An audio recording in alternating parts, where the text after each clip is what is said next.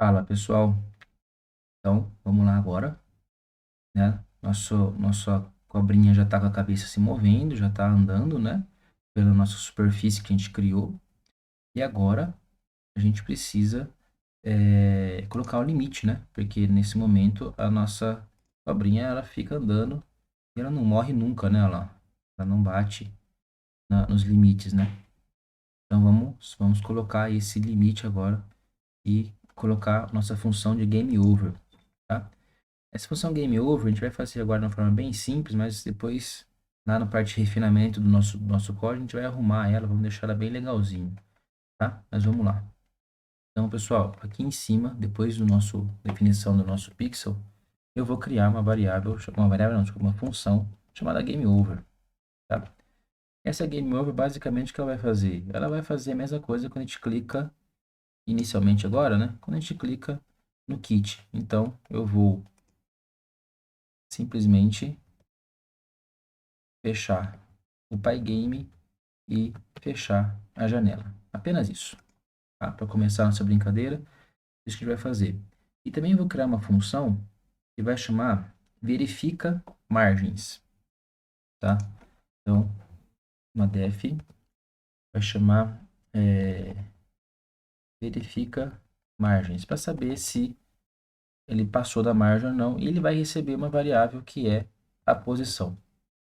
Pessoal, como é que funciona essa função? Eu preciso verificar se essa posição em x e em y, né, se ela é maior ou menor do que as margens que a gente definiu aqui em cima, né? Então, 600 e 600. Então, eu vou fazer o seguinte, ó. Se Windows width, né? Uh, Windows, não, desculpa. Vamos pegar a posição primeiro. Se a posição no índice 0, que é a posição em x, for menor do que o Windows width, né? Eu preciso aqui verificar também se ela é menor, quer dizer que ela está dentro da tela. Só que agora eu também preciso ver se ela não saiu, né? Eu vou colocar aqui se ela for maior ou igual a zero, né? Então, essa linha minha aqui, essa linha, ela está verificando se a cobra está dentro do eixo X, né?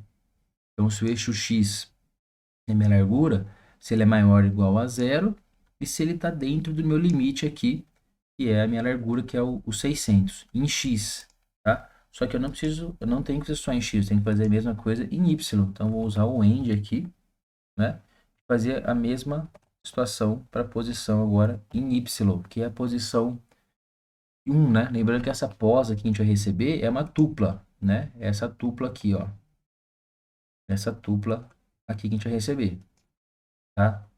Só da cabeça da cobra também, porque não faz sentido ver se o corpo passou, né? Porque se a cabeça passou dos limites ali, quer dizer também que o corpo também já passou, né? Então a gente vai olhar sempre o primeiro elemento aqui da nossa lista, ok? Então eu vou ter que verificar também então se minha posição 0 é menor do que a minha altura e ela tem que ser também maior ou igual a zero, ok? Então se essa condição aqui é os dois, percebe, pessoal? É um e, né? Então ele tem que estar dentro do meu eixo x, maior do que zero e menor do que a largura, e ele precisa também estar dentro do meu é, eixo y, né? Então maior do que zero e menor do que o Windows High, que é o 600, tá? Se essa situação não for verdadeira, né? Se uma dessas duas for falso, então eu vou retornar aqui return false. Agora, se as duas forem verdadeiras, então eu vou dar um return